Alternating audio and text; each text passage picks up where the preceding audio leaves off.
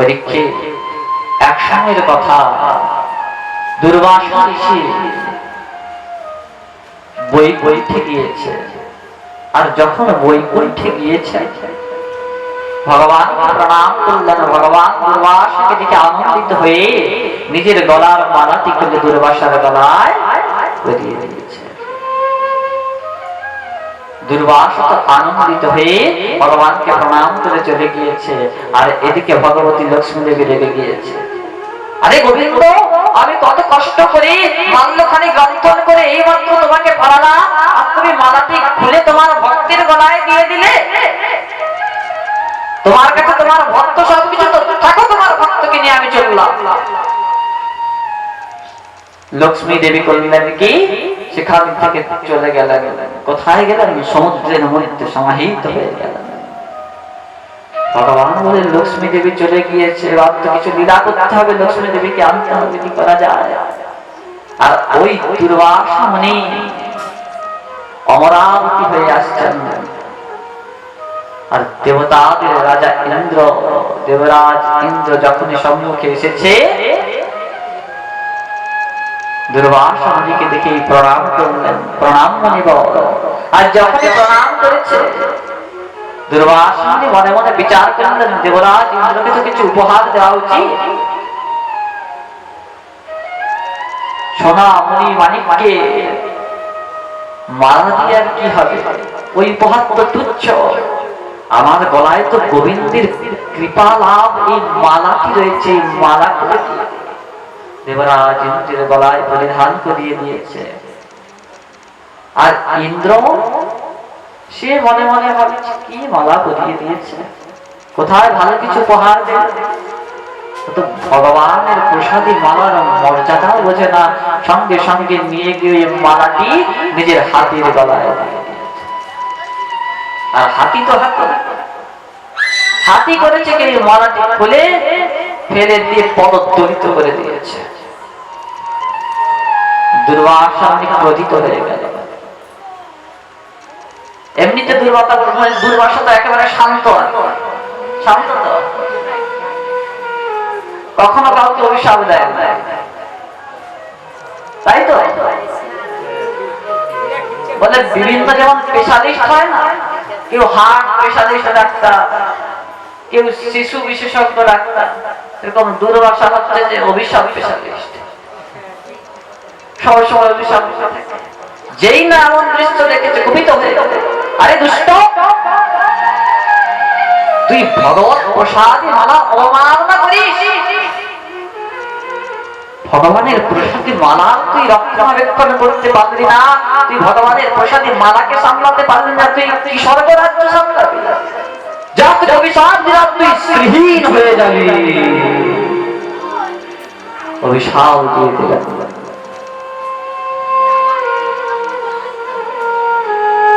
আর এই যে অভিশাপ দিয়ে দিয়েছে, শ্রীহীন হয়ে যাচ্ছে দেবতা। আর এদিকে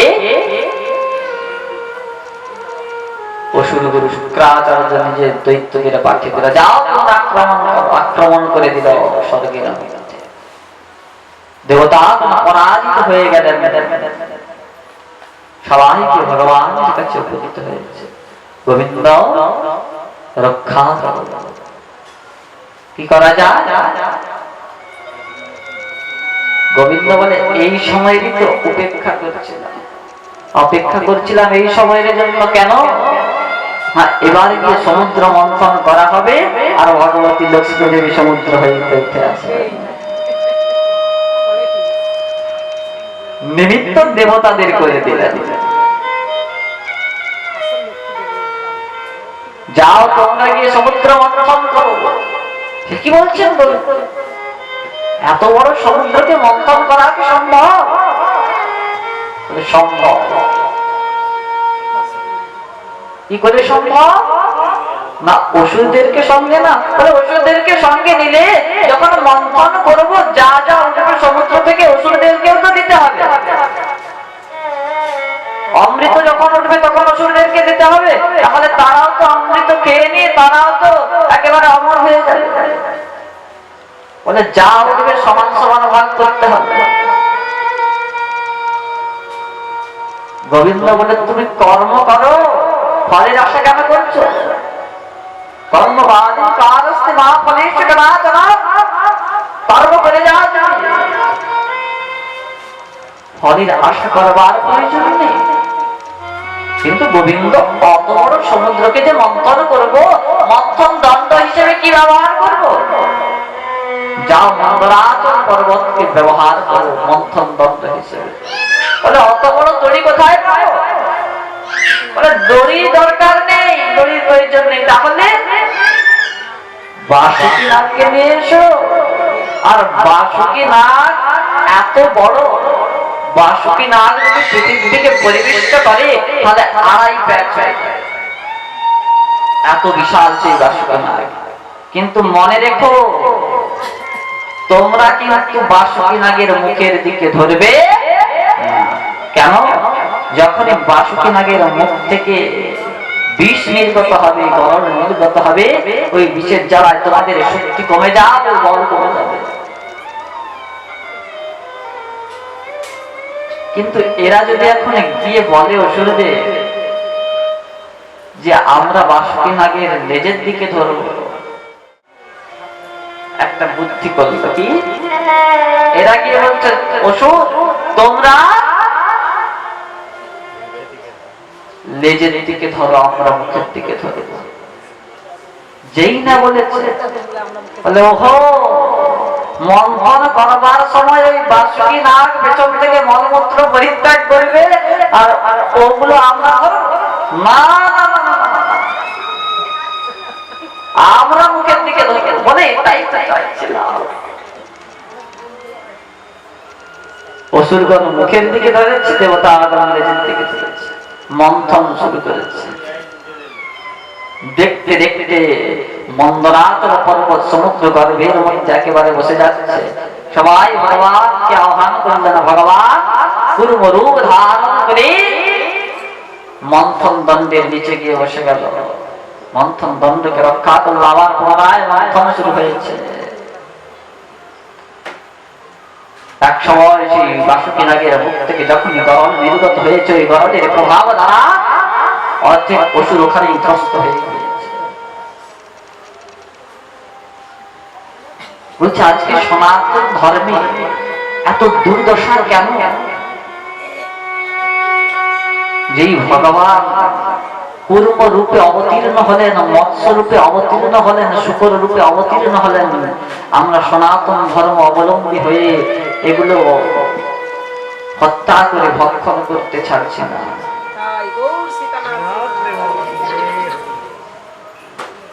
ভগবান কুর্ম রূপে অবতীর্ণ হলেন, আমরা সেই কুর্মকে মেরে খেয়ে নিচ্ছি।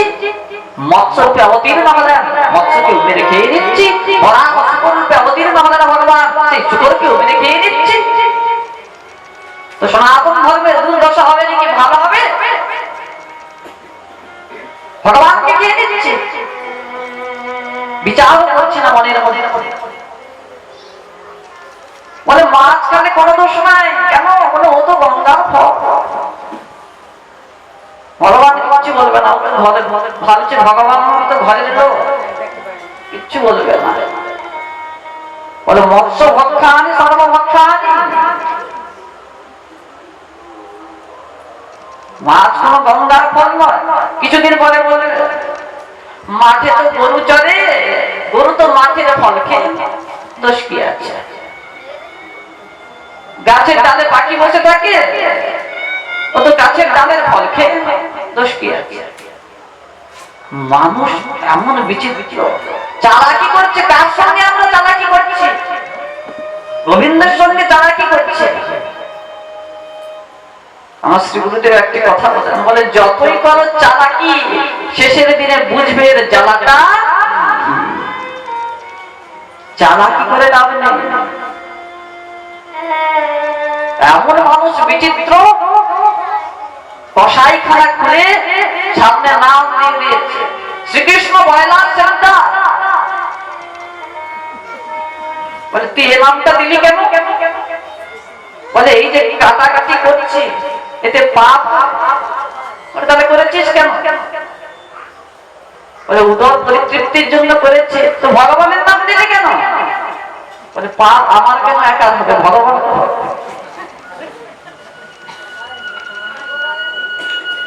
ভগবানের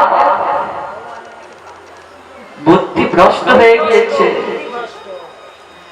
জুতো দোকান খুলে নাম দিয়ে দিয়েছে মা কালী শু হাউস, আর ওই জুতোর প্যাকেটের মধ্যে কালী নাম লেখা রয়েছে, ওই প্যাকেটের মধ্যে জুতো বলে দিয়ে দিচ্ছে। কত অপরাধ করছে। তা আমাদের সনাতন ধর্মের দুর্দশা হবে না তো কার হবে?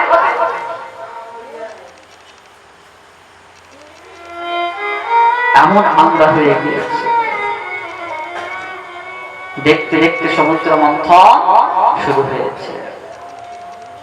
মন্থন করতে করতে সমুদ্র গর্ভ হইতে হলাহল বিষ উঠেছে, আর সেই বিষের জ্বালায় সমস্ত পৃথিবী একেবারে ত্রস্ত হচ্ছে। দেবতাগণ ছুটতে ছুটতে গিয়ে ভগবানের কাছে উপনীত হয়েছে। হে গোবিন্দ, রক্ষা করো, রক্ষা করো, রক্ষা করো। কি হয়েছে? হলাহল বিষ উঠেছে, এর জ্বালায় পৃথিবী ত্রস্ত হয়ে যাচ্ছে। এই বিষ তুমি পান করো। गोविंद बोले এই ডিপার্টমেন্টে আমি নেই। बोले हम तो भैया माखन मिश्री वाले हैं, 20 का डिपार्टमेंट हमारा नहीं। तुम्हारे विषय डिपार्टमेंट में जाओ, विषय डिपार्टमेंट का जाओ महादेवेर কাছে। महादेवेर কাছে के महादेवेर दिव्य स्तुति করলেন। महादेव रक्षा करो। महादेवेर दिव्य स्तुति করেছে। তৎপশ্চাৎ মহাদেব ওই বিষটিকে অঞ্জলির মধ্যে নিয়ে পান করলেন, কিন্তু পান করে কণ্ঠের মধ্যে অবরুদ্ধ করে নিলেন। কেন? হৃদয়ে প্রাণ গোবিন্দ বিরাজমান। আমার গোবিন্দ তো ছোট্ট গোপাল, এই বিষ যখন যাবে হৃদয়ের মধ্যে আমার গোপালের কতটা কষ্ট হবে। গোপালকে কষ্ট পেতে দেওয়া যাবে না। এই বিচার করে ওই বৃষ্টি কণ্ঠে অবরুদ্ধ করে নিলেন। ফলস্বরূপ কণ্ঠটি নীল হয়ে গেল, নাম হলো নীলকণ্ঠ। বলে নীলকণ্ঠজি মহাদেব কি।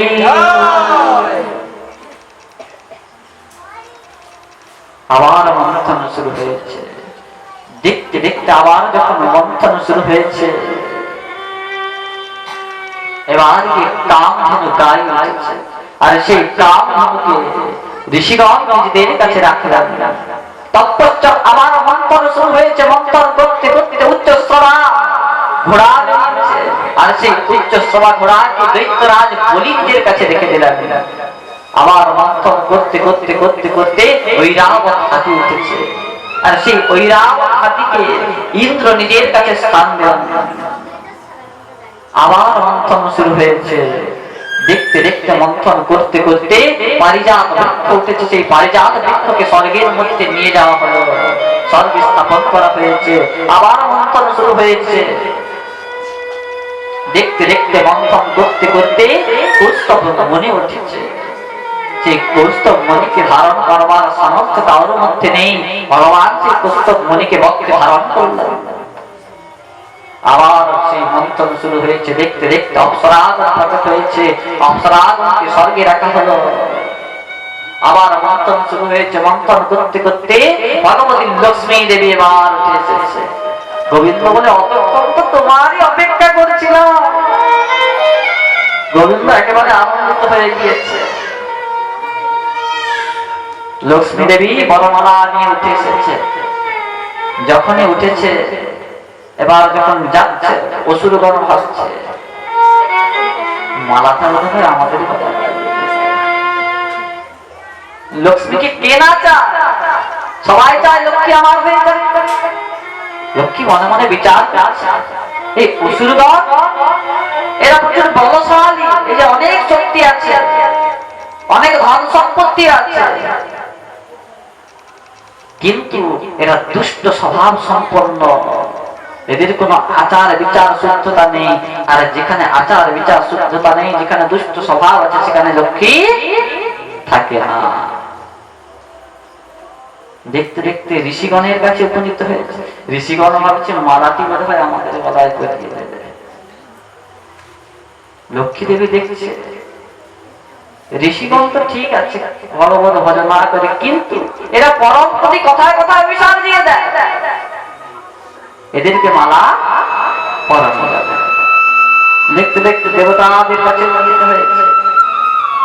দেবতারা দেখতেও খুব সুন্দর, অনেক ধন সম্পত্তি আছে, শক্তিশালীও বটে, কিন্তু এরা স্বার্থী। যখনই বিপদে পড়ে তখন ভগবানের কাছে যায়, আর অন্য সময় ভগবানকে মনেও রাখে। स्वार्थ लाग करह सब प्रीति सुर नर मुनि सब कहे नीति।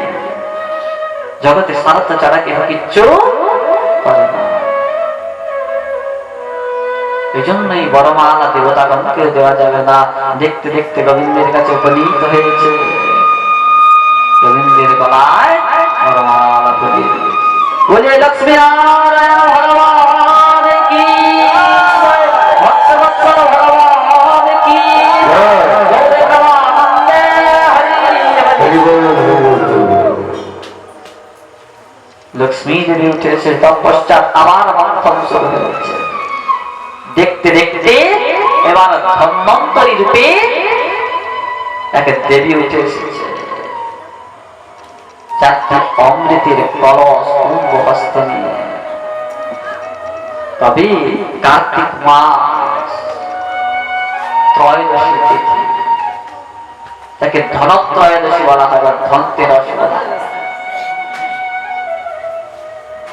ওই দিন সকল ছোটে না, সোনা কিনতে হবে। কেউ কেউ আবার ঝাড়ু কিনতে উচিত। ধনতেরস ওই দিন প্রকট হলেন। যখন অমৃতের কলস নিয়ে প্রকট হয়েছে, সঙ্গে সঙ্গে ওই দৈত্যরা অসুররা করলেন কি অমৃতের কলস কেড়ে নিয়ে চলে গিয়েছে। দেবতাগণ ভগবানের কাছে উপনীত হয়েছে, রক্ষা করো। কি না, অমৃতের কলস হরণ করে নিয়েছে। কি করা যায়? তোমাদের কোনো চিন্তা নেই, জগতে আমার ইচ্ছে ছাড়া কেউ কিছু ভোগ করতে পারে না। আমার ইচ্ছে ছাড়া জগতে কেউ কিছু ভোগ করতে পারে না। এজন্য ওরা নিয়ে গেলেও ভোগ করতে পারবে, নিজেদের মধ্যেই মারপিট লেগে গিয়েছে। এ বলছে আমি আগে খাবো, সে বলে আমি আগে খাবো। নিজেদের মধ্যে কলহ বিবাদ লেগে গিয়েছে। দেখতে দেখতে ভগবান মোহিনী রূপে প্রকট হয়েছেন।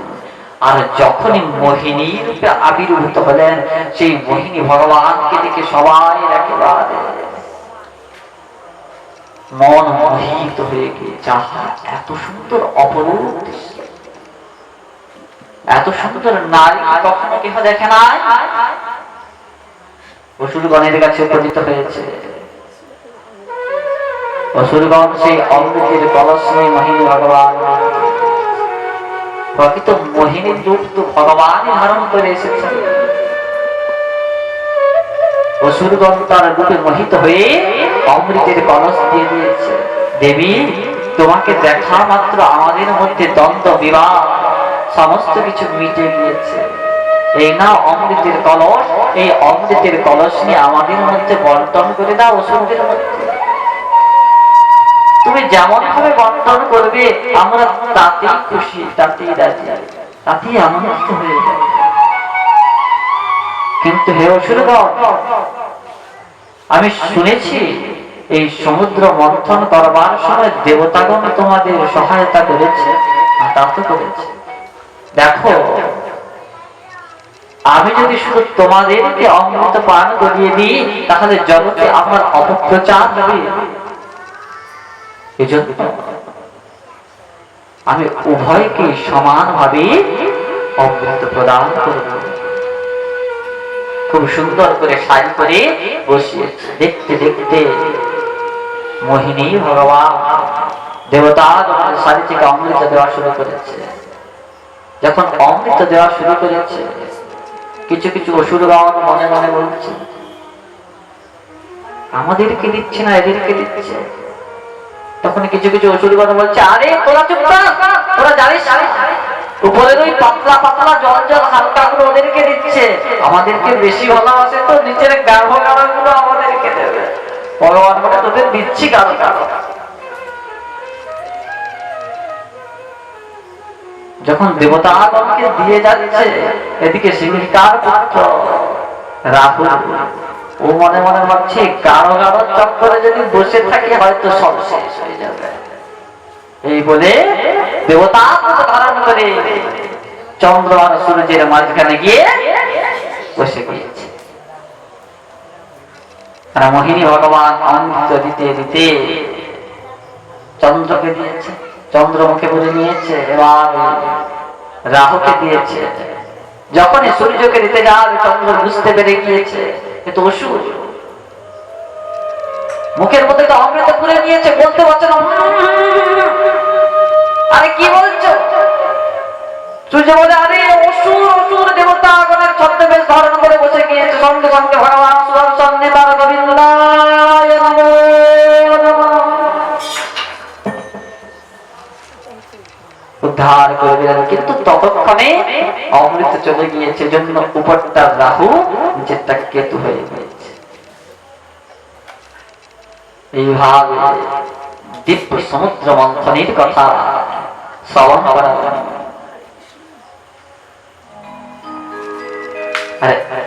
এই যে ভগবান মোহিনী রূপে সকলকে অমৃত পান করিয়ে দিয়েছে, তৎপশ্চাৎ সুদর্শন দিয়ে তার শিরচ্ছেদ করে দিয়েছে। সকলে বুঝতে পেরে গিয়েছে সুদর্শন চক্র দিয়ে যেহেতু শিরচ্ছেদ করেছে, এ আর কেহ নয় গোবিন্দ। সঙ্গে সঙ্গে অসুরগণ একেবারে প্রধান্বিত হয়ে যখন যুদ্ধ শুরু করেছে, ততক্ষণে তো দেবতাগণ অমৃত পান করে বলবান হয়ে গিয়েছে, অমর হয়ে গিয়েছে। তাদেরকে যুদ্ধে পরাজয় করে দিয়েছে, মেরে ফেলেছে অসুরদের। কিন্তু অসুর গুরু শুক্রাচার্য দিব্য মৃত সঞ্জীবনী বিদ্যা দ্বারা সকলকে আবার পুনর্জীবিত করে দিলেন। দৈত্যরাজ বলিকে বলল, যা বলি তুমি যজ্ঞ করো, আর যজ্ঞ করে খুব করে ভগবানদের দান, খুব করে ব্রাহ্মণদের সাধুদের দান দক্ষিণা করবে। আর সাধুদের যখন দান দক্ষিণা করবে, ব্রাহ্মণদের দান দক্ষিণা করবে, তখন ওই ব্রাহ্মণ সন্তুষ্ট হয়ে তোমাকে আশীর্বাদ করবে, যার ফলস্বরূপ তুমি আর বলশালী হবে, শক্তিশালী হবে। আর অমৃত পান করে নিয়েছে, এরা তো অমর হয়ে গিয়েছে, এবার ভগবানকে ভুলে গিয়েছে। দেখুন কেমন স্বার্থপর।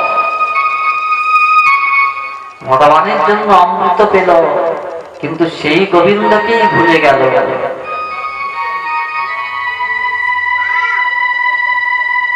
ফলস্বরূপ কি হয়েছে? অসুরগুলো শুক্রাচার্য আবার দৈত্যদের আক্রমণ করবার জন্য পাঠিয়ে দিয়েছে। যখন দেবতাকে আক্রমণ করেছে, স্বর্গরাজ্য আবার দখল করে নিয়েছে। দেবতাগণ পরাজিত হয়ে যায়। পরীক্ষিত প্রশ্ন করল, গুরুদেব, দেবতাগণ অমৃত পান করেও কেন পরাজিত হয়ে গেল? বলে, এজন্যই পরাজিত হয়ে গেল যে ওরা অমৃত পান করে গোবিন্দ থেকে বিমুখ হয়ে গিয়েছে, গোবিন্দকে ভুলে গিয়েছে। গোবিন্দকে আর মনে রাখে না, সুরাসক্তে বিলীন হয়ে গিয়েছে। এদিকে দেবতাদের মাতা অদিতি, স্বামীর কাছে কি বলছে, এভাবে কতদিন চলবে? এই অসুর দেবতাদের লড়াই, কখনো দেবতারা জিতে যায়, কখনো আবার অসুররা জিতে যায়। এমন কোন ব্রত আছে যার দ্বারা আমি আমার গর্ব হইতে ভগবানকে জন্ম দিতে পারি, প্রকট করতে পারি, এবং সেই ভগবান দৈত্যদের বিনাশ করতে পারে? দিব্য পয়ব্রতের কথা বলে দিলেন, যাও তুমি পয়ব্রত করো। দুগ্ধ পান করে পয়ব্রত করলেন, যার ফলস্বরূপ গর্ভ হইতে ভগবান অবতীর্ণ হলেন। নাম হল বামন। জন্ম গ্রহণ করে ধীরে ধীরে বাড়তে লেগেছে, নাম হয়ে গেল বামন। সেই ভাদ্র মাস শুক্লপক্ষে শ্রবণ নক্ষত্র নাম স্বীকৃতিতে জন্ম গ্রহণ করেছে। জন্ম গ্রহণ করে বাড়তে বাড়তে 52 আঙুল পর্যন্ত তার উচ্চতা হয়ে গেল। দেখতে দেখতে তার উপনয়ন সংস্কার হয়েছে। আর ব্রাহ্মণের যখন উপনয়ন সংস্কার হয়, ব্রাহ্মণকে তখন ভিক্ষা করতে যেতে হয়। দেখবেন যখন দ্বিজাতীয় সংস্কার বা উপনয়ন সংস্কার হয়, ভিক্ষা করতে যেতে হয়, মাধবগিরি করতে যেতে হয়।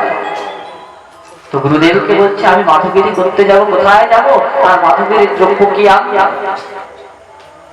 তুমি যদি ভিক্ষা দ্রব্য এনে আমাকে অর্পণ করবে, তাহলে এই সমস্ত জড়জাগতিক জিনিসপত্র আমি নিতে চাই না। যাও তুমি বলির যজ্ঞে,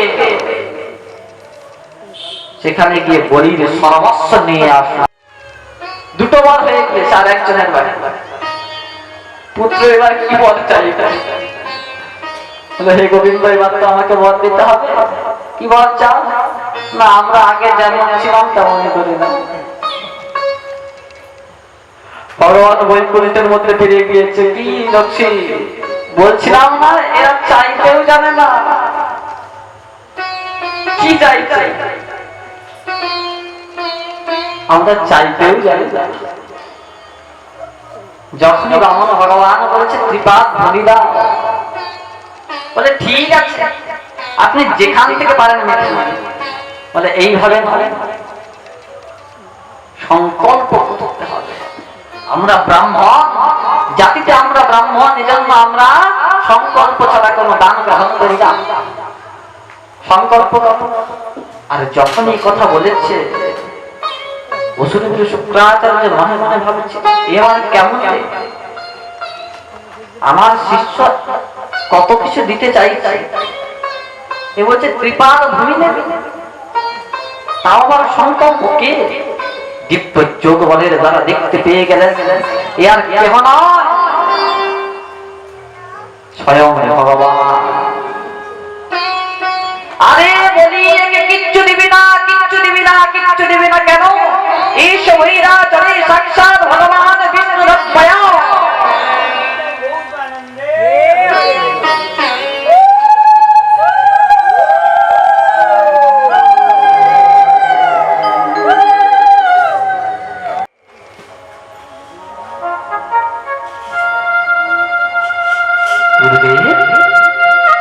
যে ভগবান জগৎ জীবকে দেয়, সে আজকে আমার দুয়ারে এসেছে। আমি কি প্রকারে তাকে ফিরিয়ে দিতে পারি? আমার তো পরম সৌভাগ্য, যিনি জগৎকে দেন তিনি আমার দুয়ারে আজকে এসেছেন। ইনি যদি আমার সর্বস্ব নিয়ে নেন, তাও আমি দিতে রাজি। কি তুই গুরুদেবের কথা অবজ্ঞা করিস? দুষ্ট পাখণ্ড ফলবর্তী জাতকে অভিশাপ দিয়ে দিলাম, তুই শ্রীহীন হয়ে যাবি। গুরুদেবকে পরিত্যাগ করে দিলেন, কিন্তু গোবিন্দকে ত্যাগ করলেন। পরীক্ষিত প্রশ্ন করলো, তাহলে গুরুদেবকে কি পরিত্যাগ করা যায়? বলে যায়। কখন? গুরুদেব যদি কৃষ্ণ থেকে বিমুখ করে দেয়, গুরুদেব যদি ভগবত ভজনা থেকে শিষ্যকে বিরূপ করে দেয়, তখন গিয়ে গুরুদেবকে পরিত্যাগ করে দেয়। অন্যথা গুরুদেবকে কখনো পরিত্যাগ করা যায় না। গুরুদেব যদি ভগবত ভজনা উপদেশ দেন, সেই গুরুদেব যদি দুষ্ট হয়, ফলবতীও হয়, পাখণ্ড হয়, তাও গুরুদেবকে কখনো ত্যাগ করা যায় না। একমাত্র যখন গুরুদেব কৃষ্ণ ভজন থেকে বিরূপ করে দেবেন, তখনই গুরুদেবকে পরিত্যাগ করা যায়। বলি গুরুদেবকে পরিত্যাগ করে দিলেন।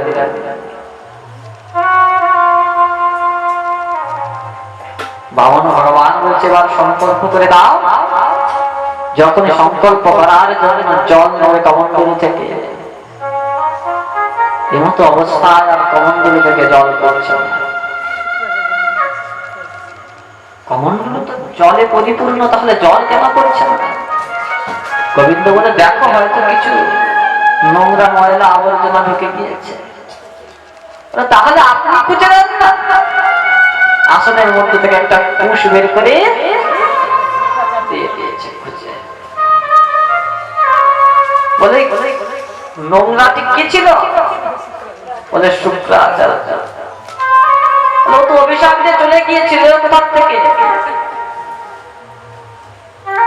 শুক্রাচার্য মনে মনে ভাবছে আমার শিষ্যর এত কিছু আছে, এরূপ শিষ্যকে যদি ছেড়ে দিই পকেট তো আর ভরবে না। এই জন্য শিষ্যকে ছেড়ে দেওয়া শেষ চেষ্টা করে এই বলে ওর ভিতরে ঢুকে গিয়েছে। জল যদি না পড়ে তাহলে সংকল্প হবে না, আর গোবিন্দ বলির সর্বস্ব হরণ করতে পারবে। আর গোবিন্দ তো কুশ থেকে একটা আসন থেকে কুশ বের করে যেই না খুঁজে দিয়েছে, সঙ্গে সঙ্গে শুক্রাচার্যের চোখের মুখ থেকে দীপ্ত হয়েছে। সঙ্গে শুক্রাচার্য একেবারে সঙ্গে সঙ্গে ত্রস্ত হয়ে যমুনার চম্পট করতে করতে বাইরে বেরিয়ে এসেছে। আরে আমার চোখে কেটে কামা করে দিল, খুঁজে দিল, খুঁজে দিল। ভগবান বলে আরে তুমি করতে গেলে না, আমি তো বলিকে বাঁচানোর শেষ চেষ্টা করছিলাম, তুমি তো চলে গিয়েছিলে অভিশাপ অভিশাপ দিয়ে আমার এলে কেন? বলে এত সুন্দর শিষ্যকে যদি ছেড়ে দিই তাহলে পকেট ভরে কি করবে? বলে দান ধর্মে করতে গিয়েছিল মানা, এই জন্য তোমাকে করে দিলাম কানা। এই জন্য কখনো দান ধর্মে নিষেধ করতে নাই। তুই 10 টাকা দিচ্ছিস, আরো 10 টাকা বাড়িয়ে দে। উৎসাহিত করা উচিত, দান ধর্মে কখনো বাধা দিতে নেই। দেখতে দেখতে বলি এবার জল নিয়ে সংকল্প করা শুরু করেছে। যেই না সংকল্প করেছে, এবার বলে তুমি প্রথম চরণে ভূমি মেপে নাও। মানে মাপামাপির কিছু নাই, সঙ্গে সঙ্গে এক চরণ দিয়ে নিচের 7 লোককে একেবারে, আর একটা চরণ দিয়ে উপরের 7 লোক। বলি 3 লোকের রাজা, আর ভগবান 2 চরণ দিয়ে 14 লোক একেবারে মেপে। আর একটি চরণ কোথায় রাখবো?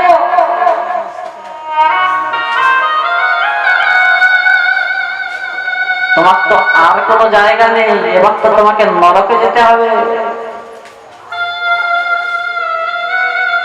নরকে যাবে?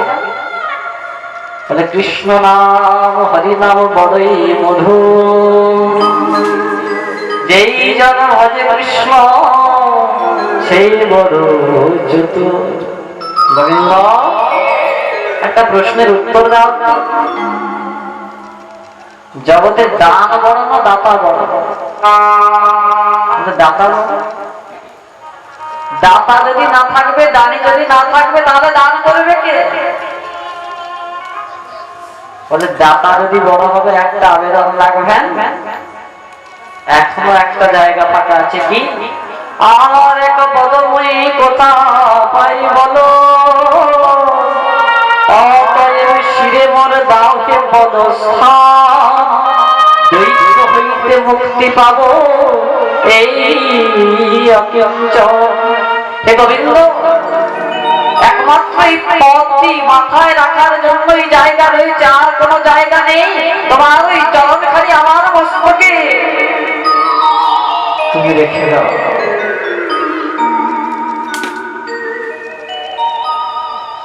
বলি মস্তকে চরণ রেখে দিলেন। দেবতাগণ দিব্য জয় জয়কার করতে লেগেছে, পুষ্প বৃষ্টি করতে, সকলে একেবারে শঙ্খধ্বনি উলুধ্বনি করতে লেগেছে।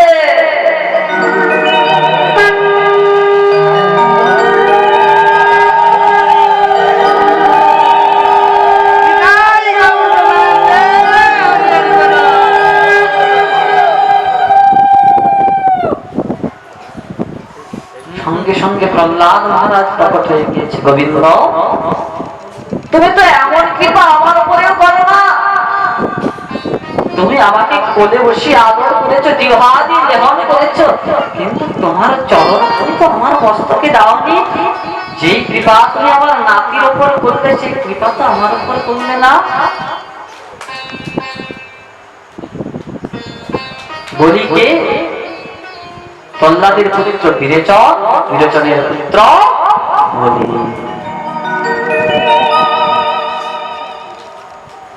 বলিকে সুতল লোকের রাজা করে দিয়েছে, আশীর্বাদ দিয়ে দিয়েছে। যাও বলি, আমি তোমার উপর প্রসন্ন হয়েছে, আগামী মন্বন্তরে তুমি ইন্দ্র পদ প্রাপ্ত হবে। আর ভগবান স্বয়ং বলি তার একাদশী ব্রত পালন করতেন। প্রত্যেকটি একাদশী খুব সুন্দর করে শ্রদ্ধার সহিত পালন করতেন, আর নিত্য নিত্য ভগবান সেবা করতেন। কালৌধরী মন্দির মার্জনাদিষু ভগবানের মন্দির মার্জনা করতেন নিজ হস্তে। সমগ্র পৃথিবীর রাজা হয়ে, ভারত ভূখণ্ডের রাজা হয়ে নিজের হাতের গোবিন্দ সেবা করেন। আর আমাদের কাছে কিছু অর্থ এসে গেলে আমরা সেবার জন্য পুরোহিত রেখে দিই, ব্রাহ্মণ রেখে দিই সেবার জন্য। নিজের হাতে সেবা করার সময় নেই আমাদের হাতে, আমাদের কাছে সময় নেই গোবিন্দ সেবা করার জন্য। আমরা এতই ব্যস্ত, 24 ঘন্টার মধ্যে 24টা মিনিট পর্যন্ত আমরা বের করতে পারি না গোবিন্দ সেবার জন্য। কলিকালে এসে মহাপ্রভু কত সহজ করে দিলেন। 10-5 মিনিট নিজ দাঁড়াতে বসিয়া কীর্তন করো, সব করো, তারই দিয়া সেটুকু আমাদের সময় নেই যে একটু গোবিন্দের সেবা করা। এত ব্যস্ত আমরা। 24টা ঘন্টার মধ্যে কৃপা করে 24টা মিনিট ভগবানের জন্য দেন। ব্যাংকে রাখলে তবে গিয়ে তো আপনি কিছু পাবেন। আমরা গোবিন্দের জন্য কিচ্ছু করছি না, আর এদিকে বলছি গোবিন্দ তুমি আমাকে কিছু দিলে না।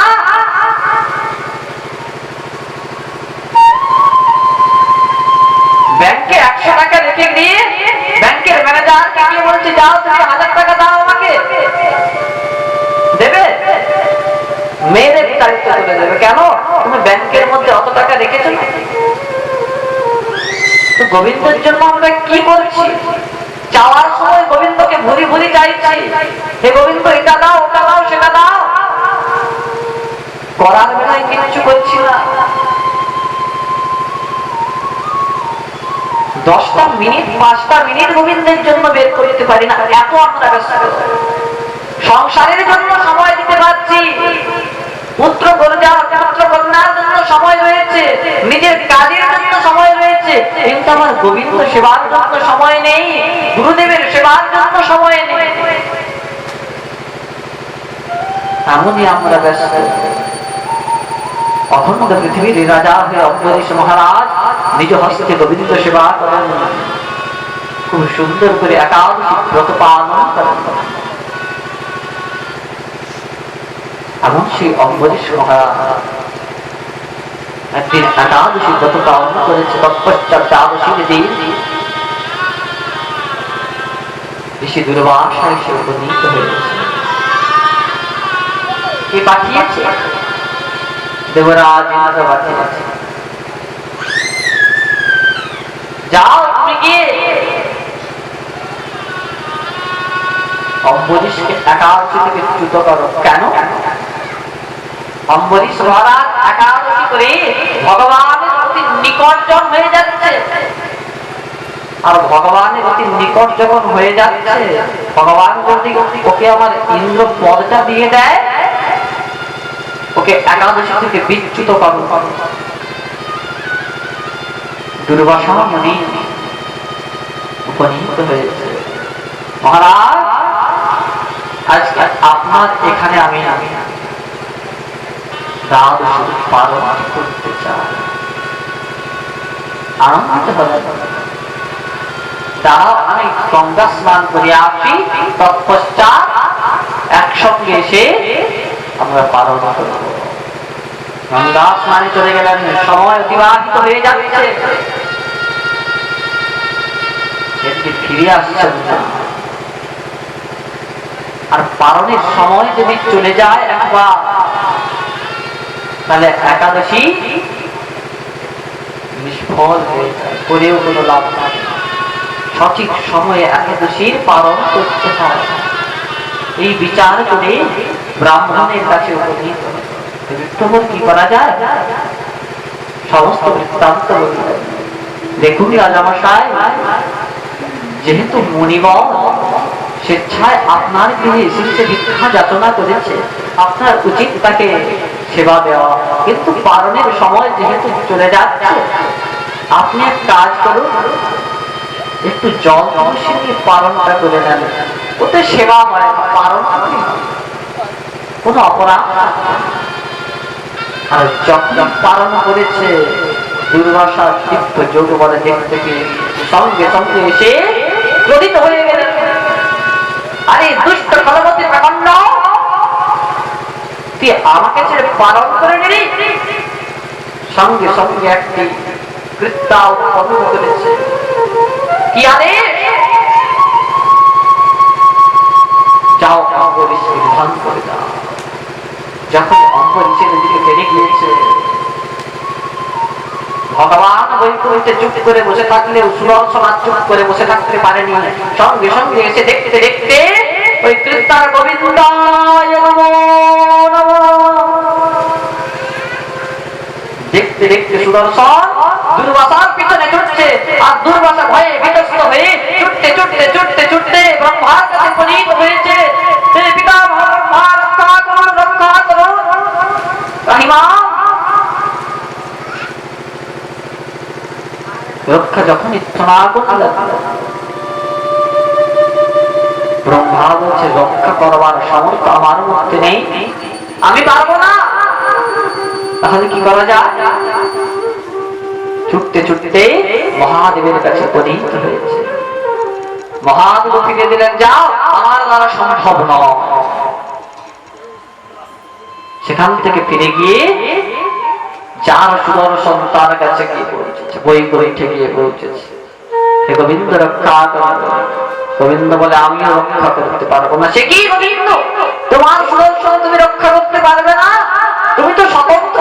বলে, না, আমি স্বতন্ত্র নয়, অহং ভক্তা পরাধীন, আমি ভক্তের অধীন। ভক্ত আমার মাতা পিতা, ভক্ত আমার গুরু, ভক্তের লাগি নাম হয়েছে বাঞ্ছা কল্পতরু। আমি ভক্তির অধীন, আমি রক্ষা করতে পারবো না। যার চরণে অপরাধ করেছ, সেই বৈষ্ণবের চরণে গিয়ে তুমি ক্ষমা প্রার্থনা করো, যদি পারে সেই রক্ষা করতে পারবে। ছুটতে ছুটতে গিয়ে যখন অম্বরীশের চরণে পড়ে গিয়েছে, সঙ্গে সঙ্গে ধরে নিলেন, বক্ষে আলিঙ্গন করলেন। হে প্রভু, আপনার স্থান আমার চরণে নয়, আমি তো নরকের কীট, আমার অপরাধ হবে, কৃপা করে আমার চরণে স্পর্শ করবেন না। সঙ্গে সঙ্গে দুর্বাসা মুনিকে পিছনে রেখে অম্বরীশ মহারাজ সম্মুখে দাঁড়িয়ে আছেন। সুদর্শনে ব্যতীত বন্দনা, সুদর্শন নমস্তুভ্যং সহস্রারচত প্রিয় সর্বাস্ত্রঘাতিন বিপ্রায় স্বস্তি ভূয়ায় বৃহস্পতি। দিব্য সুদর্শনে স্তুতি করলেন। সুদর্শন সেখান থেকে প্রদক্ষিণ করে ফিরে গেলেন। দেখুন ভগবত ভক্তির কেমন তেজ। যেই সুদর্শনকে গোবিন্দ আটকাতে পারলেন না, ভক্ত তাকে আটকে দিলেন। এজন্য ভক্তির চরণে অপরাধ করা উচিত। দিব্য অম্বরীশ চরিত্র শ্রবণ করালেন। আর সেই অম্বরীশের বংশে পরম প্রতাপী রাজা হলেন বাহু। বাহুকে পুত্র সদর, আর সেই সদরের 7,000 পুত্র। তার দুটি স্ত্রী, একটি স্ত্রীর গর্ভ হইতে 7,000 পুত্র, আর একটি স্ত্রীর পুত্র, তার নাম হল অশ্বমেধ যজ্ঞ করলেন। আর ঘোড়া যখনই ঘোড়া ছেড়েছে, সেই ঘোড়াগুলিকে হরণ করে নিলেন, চুরি করে নিয়ে গিয়ে কবির মুনির আশ্রমের মধ্যে বেঁধে দিয়েছে দেবরাজ। আর যখন এরা ঘোড়া খুঁজতে খুঁজতে কপিল মুনির আশ্রমে গিয়ে ঘোড়া পেয়েছে, ঘোড়া পাওয়ার সঙ্গে সঙ্গে কপিল মুনিকে চোর বলে সম্বোধন করলেন। আরে দুষ্ট চোর! যেই না চোর বলে সম্বোধন করেছে, কপিল মুনির প্রসাদনে সমস্ত একেবারে 7,000 পুত্র ভূত হয়ে গেল, একেবারে নাশ হয়ে গেল তাদের। অসামঞ্জস্য মনে মনে ভাবলেন, আমার এই দাদাদের কিভাবে উদ্ধার হবে। জানতে পারলেন যে সেই স্বর্গের গঙ্গাকে যদি আনতে পারি মর্ত থাকবে, তবে কি উদ্ধার হবে। অসামঞ্জস্য গঙ্গাকে আনতে গেলেন, কিন্তু পারলেন না। তার পুত্র দিলীপ চেষ্টা করলেন, কিন্তু তিনিও পারলেন না। তার পুত্র ভগীরথ তিনি সমর্থ হলেন। গঙ্গাকে যখন হরিদ্বার হইতে আনছেন, এমত অবস্থায় গঙ্গা একেবারে স্রোতস্বিনী ধারায় প্রবাহিত হচ্ছে। উত্তাল সেই গঙ্গা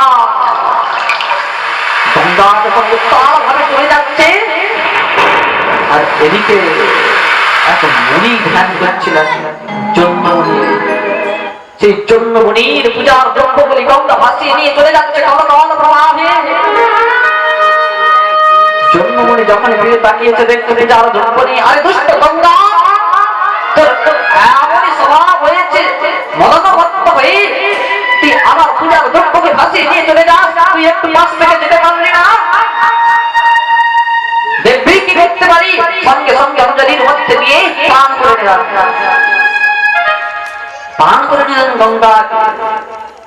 ভগীরথ সে পাত্র, আমার বংশ কিভাবে উদ্ধার হবে, কৃপা করে গঙ্গাকে মুক্ত করুন। কিন্তু কি প্রকারে মুক্ত করুন? আমি যদি এখন মুখ থেকে বের করি, তাহলে বমন করা হবে, আমার উচ্ছিষ্ট হয়ে যাবে।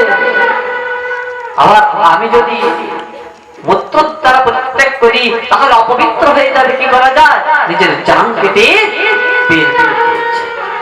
নাম হলো জাহ্নবী। বলে জাহ্নবী গঙ্গা মাতা কি, ভক্তবৎসল ভগবান কি, গৌর প্রেমানন্দে।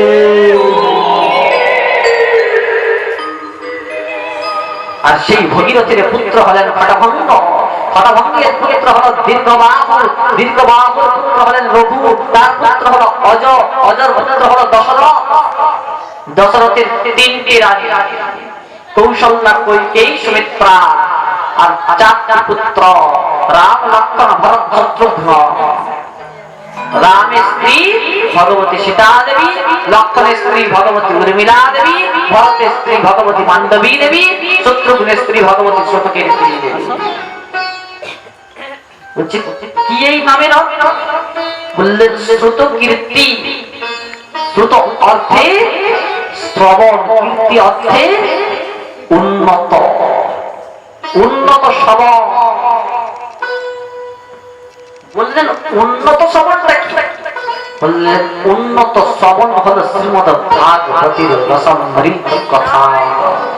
জয় গৌর প্রেমানন্দে। যখন তোমার উন্নত শ্রবণ হবে, শ্রবণটা যখন উন্নত হয়ে যাবে, তখন এই উন্নত শ্রবণের দ্বারা তুমি তোমার সমস্ত শত্রুকে জয় করতে পারবে। আর যখন শত্রুকে জয় করতে পারবে, তখন তুমি শত্রুঘ্ন হয়ে যাবে। বলছে কোন শত্রু? বলে এই যে কাম, ক্রোধ, লোভ মোহ মদ মাৎসর্য রূপ শত্রুকে জয় করতে পারবে, আর জয় করতে পারলে তুমি শত্রুঘ্ন হয়ে যাও। বলছে শত্রুঘ্ন হলে কি হবে? শত্রুঘ্ন হবার পরে হচ্ছে লক্ষণের নামের কি অর্থ হবে? তাহলে লক্ষণ নামের কি অর্থ জানো? যার লক্ষ্য স্থির। স্থির কোথায়? বলে গোবিন্দ চরণ পাদ পদ্মে যার লক্ষ্য স্থির। আর গোবিন্দ চরণ পাদ পদ্মে লক্ষ্য স্থির হলে কি হবে? বলে তখন মনের মধ্যে তীব্র আকাঙ্ক্ষা জন্মাবে। কেন আকাঙ্ক্ষা জন্মাবে? না গোবিন্দের দর্শন করবার জন্য আকাঙ্ক্ষা জন্মাবে। তখন চিত্তটা একেবারে ব্যাকুলিত হয়ে যাবে। আর চিত্ত যখন ব্যাকুলিত হবে তখন উত মানে উৎকণ্ঠা, মিল মানে মিলন, তখন তুমি হয়ে যাবে উর্মিলা। উর্মিলা দশা প্রাপ্ত হবে। আর উর্মিলা দশা প্রাপ্ত হলে তখন গিয়ে চিত্তের মধ্যে প্রেম জন্মাবে। আর যখন চিত্তের মধ্যে প্রেম জন্মাবে প্রেমের ঘনীভূত রূপ হবে ভরত। কি হবে? ভরত। বলে ভরত কি? ভরত হলো ভারত ভূখণ্ড। আর ভারত ভূখণ্ড কেমন? বলে গোলাকার। গোলাকার মানে কি? গোলাকার মানে হলো মন্ড।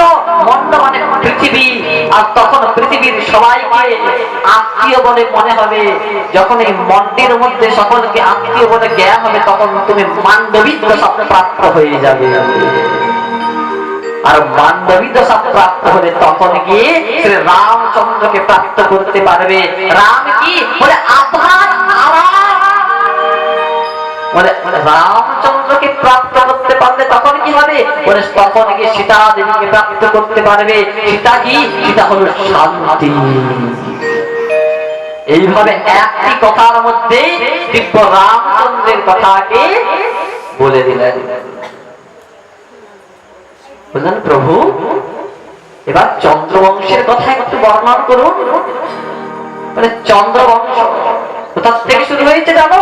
ব্রহ্মার পুত্র অত্রি, অত্রির পুত্র চন্দ্রমা, চন্দ্রমার পুত্র বুধ, বুধের পুত্র পুরুরবা, পুরুরবার 6টি পুত্র আয়ু, শতায়ু, শতায়ু, রয়, বিজয়, জয়।